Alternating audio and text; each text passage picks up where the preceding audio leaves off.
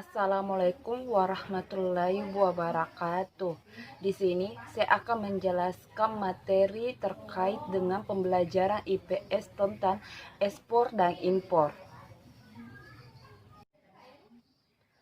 Poin pertama di sini ekspor. Ekspor adalah kegiatan produsen menjual barang atau jasa ke luar negeri. Orang yang melakukan ekspor disebut dengan eksportir. Nah, tujuan kegiatan ekspor di sini yang pertama yaitu untuk memperoleh keuntungan atau laba dalam bentuk devisa. Yang kedua, untuk mendapatkan harga jual yang lebih tinggi. Yang ketiga, untuk melakukan penetrasi atau membuka pasar baru di luar negeri. Yang keempat, untuk menciptakan iklim usaha dan ekonomi yang kondusif. Yang kelima, untuk mengendalikan harga produk ekspor di dalam negeri.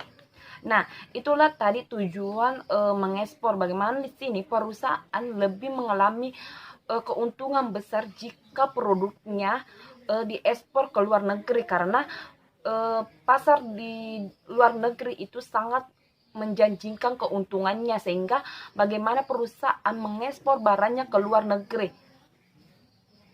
Kegiatan impor. Kegiatan impor adalah kegiatan yang dilakukan perusahaan atau produsen membeli barang dari luar negeri untuk dijual di dalam negeri. Orang yang melakukan kegiatan impor disebut dengan imporir. Nah, kegiatan impor bertujuan untuk memenuhi kebutuhan masyarakat akan barang-barang dengan cara mendatangkan barang yang belum tersedia dalam negeri dan di luar negeri. Nah, barang-barang yang belum tersedia di dalam negeri, bagaimana di sini mengimpor ke dalam negeri untuk menyediakan atau menyediakan barang-barang yang tidak ada di dalam negeri itu sendiri. Tentang manfaat kegiatan ekspor dan impor. Yang pertama di sini, barang produksi negara akan dikenal di luar negeri. Yang kedua, membantu mencukupi kebutuhan negara lain.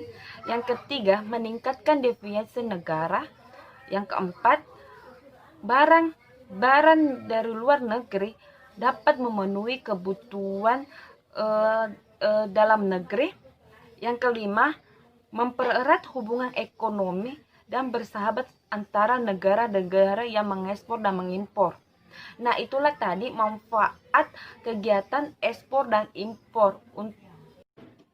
Poin keempat di sini pengelompokan barang ekspor. Yang A, barang yang diatur tata niaga. Yang pertama di sini kerajinan rotan, kayu dan produk kayu, barang industri dan kerajinan. B, barang yang dapat diawasi ekspornya, itu barang ekspornya yang dapat dilakukan dengan persetujuan Menteri Perindustrian. Nah, adapun pengelompokan tadi yang saya bilang, barang ekspor yang di sini barang yang diatur tata niaga, dan kedua barang yang diawasi ekspornya.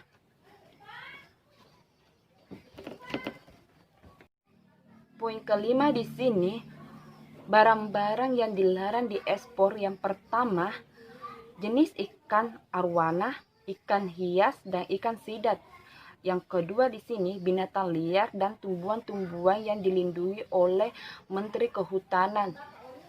Yang ketiga di sini, karet bangka, limbah.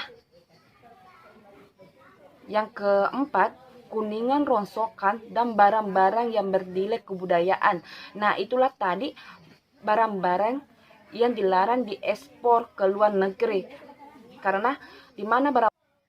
Nah, poin keenam di sini, faktor yang mendorong perkembangannya ekspor suatu negara. Yang pertama di sini, kondisi pasar luar negeri yang menjanjikan.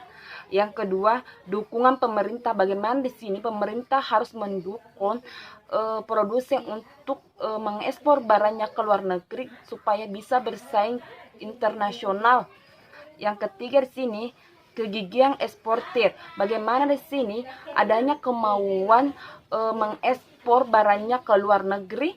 Yang keempat di sini variasi barang ekspor, adanya nilai jual yang lebih tinggi di luar negeri sehingga bagaimana di sini produsen menjual barangnya ke luar negeri.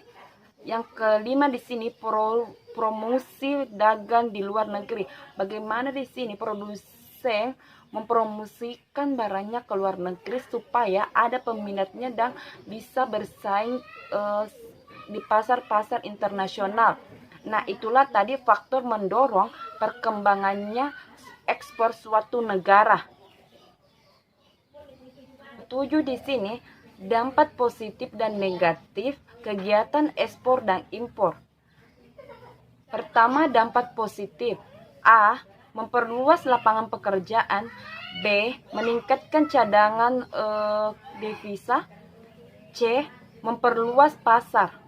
Dan adapun dampak negatifnya, A. Menimbulkan kelangkaan barang di dalam negeri. B. Menyebabkan eksploitasi besar-besaran sumber daya alam. Nah, setiap kegiatan ekspor dan impor pasti akan mengalami plus dan minusnya.